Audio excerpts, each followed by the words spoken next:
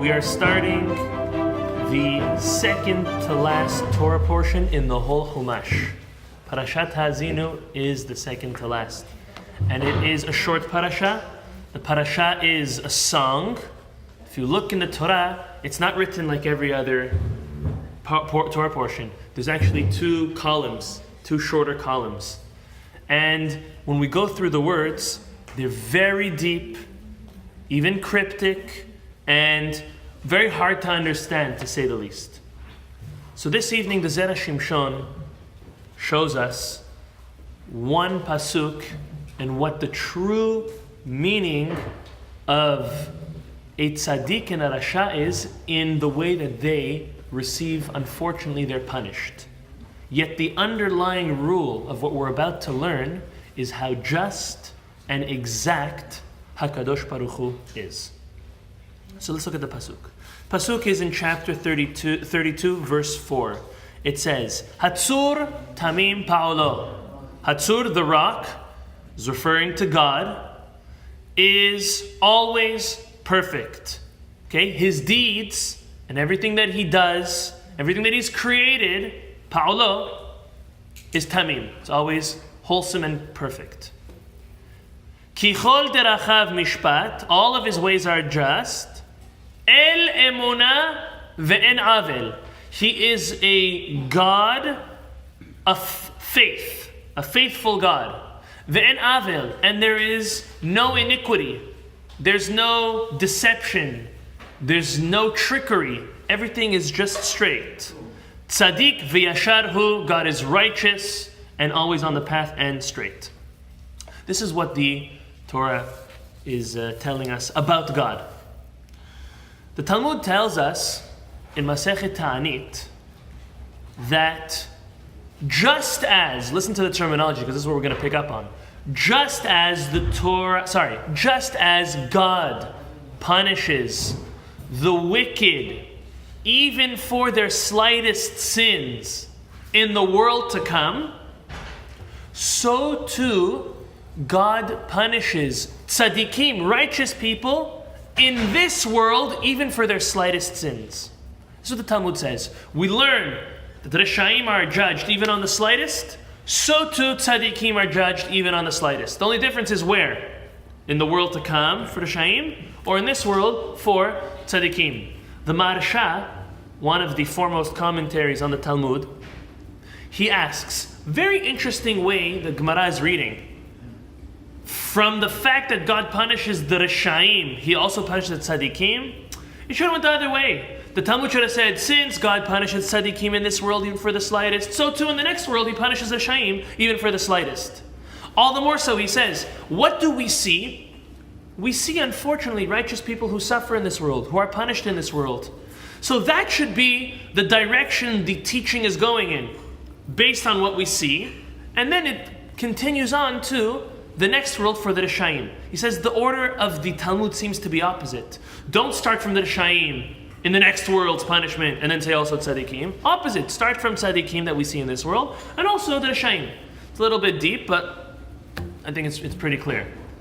Listen to what the Zera Shimshon answers. He says, we already see throughout our Tanakh the great Hachamim and even the prophets question the comfort and tranquility of Reshaim. And he gives a couple examples. One example is what Yirmiyahu Hanavi says. He says, Madua derech Reshaim tzaleha. Why are the ways of the wicked prosperous? Doesn't make sense. Asaf, quoted in Tehillim, says as follows, Ki kineti beholelim shalom Reshaim ereh. He says, I've seen peace amongst the wicked. Why? And there are more examples. And to that, the Zera Shimshon tells us a concept which the Talmud says, and we've heard before, is God operates in a certain way.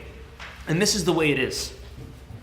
That he sees a righteous person who's trying to fulfill the Torah to its best, and what he does is he takes that individual and he wants to give him the best everlasting blessing possible. And that is in the world to come. So what he does is he sends, unfortunately, some hardship and some pain. Because no one's perfect, even the tzaddik has some imperfection. So he takes that imperfection, turns it into hardship to clean off any of the sins that the person has done, in order that in the world to come it's everlasting bliss and closeness and connection to God. And he does the opposite for Rishaim. You know what he does for Rishaim? Every Rasha, almost every Rasha, has done something good. One thing, a couple things good. You know what Hashem says? But the person's so wicked. So in the world to come, he's going to have everlasting pain and punishment, unfortunately. And in this world, any of the good that they did will pay them back for in this world. Right? The focus is forevermore. It's after 70, 80 years that we live in this world. It's for the next world. So based on what the person's majority is, are they mainly tzaddik or mainly rasha, Hashem tries to make it as if here they either suffer so that they have it perfect in the next world, or here they have it even better, so this way it's the real punishment and complete punishment, unfortunately, in the next world. And this is a concept we know. But now listen to what he quotes. He quotes at the end of Parashat Hanan, God refers to Rishaim in a very special way, in a very sad and scary way even. It says, Shalem lesone'av el panav leha'avido. This is in chapter 7, verse 10 in Deuteronomy. That's the end of Parashat Vayit Hanan.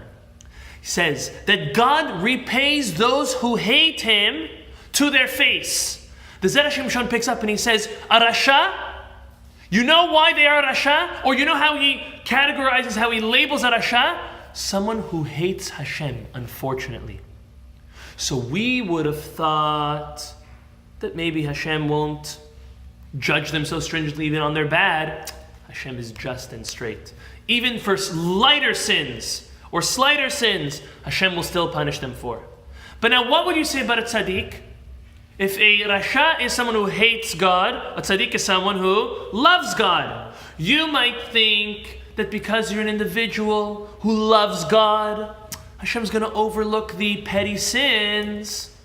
The Torah is telling us God is so just. El emunah is a faithful God, ve'en avel, and there's no iniquity. There's no tipping of the scales. Hashem is just even to tzaddikim and even to their slightest of sins. And that's why he proves the order the Talmud was. Because it's more obvious to us that a rasha is going to get punished in the world to come. We might think, those that love Hashem, the tzaddikim, Hashem will be a little easy on them. No.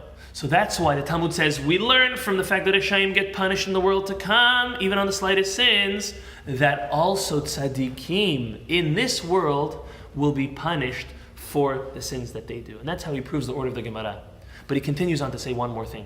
He says the Talmud says on Rosh Hashanah 3 books are opened. The book of tzaddikim, the book of Rishaim, wicked people, and the book of Benonim, those which are undecided. On Rosh Hashanah itself, those that are inscribed in the book of life are already sealed then. And that's only for a tzaddik gamur, a 100% righteous individual. Almost impossible, if very few at all. And then there is the book of Rishaim, the wicked book, which are for Rishaim Gimurim, that they are written off and even decreed and signed off for death on Rosh Hashanah. And then there's Benonim. And that's where almost all of us fall into. A little good, a little bad. Or a lot of good and a little bad. Or a lot of bad and a little good. That is the book of Benonim. And that book is written but undecided until Yom Kippur.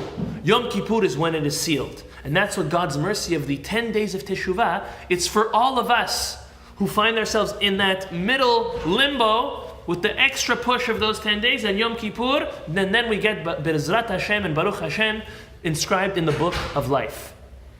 The Zera Shimshon asks, very interesting, there's 3 books, right? Maybe there should be 5 to one complete extremity for tzaddikim gimurim, complete tzaddikim.